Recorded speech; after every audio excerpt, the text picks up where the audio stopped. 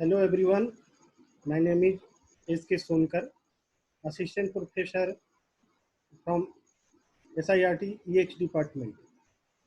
So today we are discuss thermal power plants. There are many power plants in the India like nuclear power plant, thermal power plant, hydro power plant, geo, geothermal power plant, various type of power and generated the electricity in the India. So today we are discussing thermal power plants. Okay.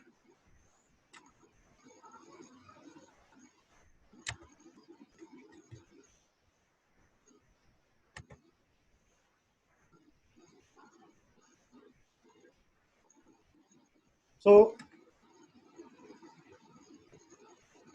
today contains introduction, working principle, general layout of thermal power plant, main equipments, waste generated and their control, advantages and disadvantages, and references. This is the main diagram of thermal power plants. You can see introduction. The thermal power plants convert the heat energy of coal into electricity energy. Coal is burned in a boiler which converts water into steam. The expansion of steam in turbine produces mechanical power which drives the alternator coupled to the turbine. Thermal power plants contribute maximum to the generation of power for any country. Thermal power plants constitute 70.543% of the total installed captive and non-captive power generation in India. In thermal generating stations, coal, oil, natural gas, etc.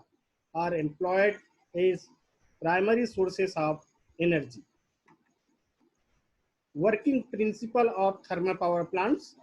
Firstly, the water is taken into the boiler from a water sources. The boiler is heated with the help of coal. The increase in temperature helps in the transformation of water into steam. The steam generated in the boiler is sent through a steam turbine. The turbine has blades that rotate when high velocity steam flows across them. This rotation of turbine blades is used to generate electricity. The generator is connected to the steam turbine. When the turbine turns, electricity is generated and given as output by the generator, which is then supplied to the consumers through high voltage power lines. So here, this diagram general layout of thermal power plants, boiler, ecomineralizer, fuel, ash plants, ash handling plants, preheater, turbine, condenser, alternator, cooling tower, circulating water pumps, and these on. Main equipments, coal handling plants, pulverizing plant, boiler, turbine, condenser, cooling towers and ponds, feed water heater, economizer, air preheater. So, coal handling plants,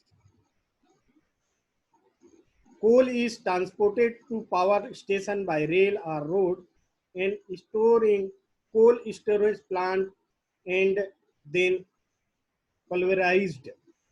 The function of coal handling plant is automatic feeding of the coal to the boiler furnace. A thermal power plant burns enormous amount of coal. A 200 megawatt plant may require around 2000 tons of coal daily. Pulverizing plants. In modern thermal power plant, coal is pulverized, that is, ground to dust like size and carried to the furnace in a stream of hot air. Pulverizing is a means of exposing a large surface area to the action of oxygen and consequently helping combustion. Pulverizing process consists of three stages classified as first is feeding, second dyeing, and third grinding. Boiler. So what is boiler? The function of boiler is to generate steam at desired pressure and temperature by transferring heat produced by burning of fuel in a furnace to change water into steam. Turbine. The thermal power plants generally three turbines are used to increase the efficiency. High pressure turbine, intermediate turbine, pressure turbine, and low pressure turbine. Condenser. What is condenser? The surface condenser is a cell and tube heat exchanger where cooling water flows through tubes and exhaust. Steam fed into the shell surround the tube. As a result, steam condenses outside the tubes. This is the figure of condenser. Cooling tower and ponds. A condenser needs high quantity of water to condense the steam. Most plants use cooled cooling system where warm water coming from condenser is cooled and reused. Cooling tower is a steel or concrete hyperbolic structure with the height of 150 meter. Feed water feed water heater. Feed water heating improves overall plant efficiency. Thermal stresses due to cold water entering the boiler drum are avoided. So quality of steam produced by the boiler is increased. Economizer. So here flue gases coming out of the boiler carry lot of heat. An economizer extract a part of this heat from flue gas and uses it for heating feed water, saving coal consumption and higher boiler efficiencies. This is the work of economizer. Air preheater.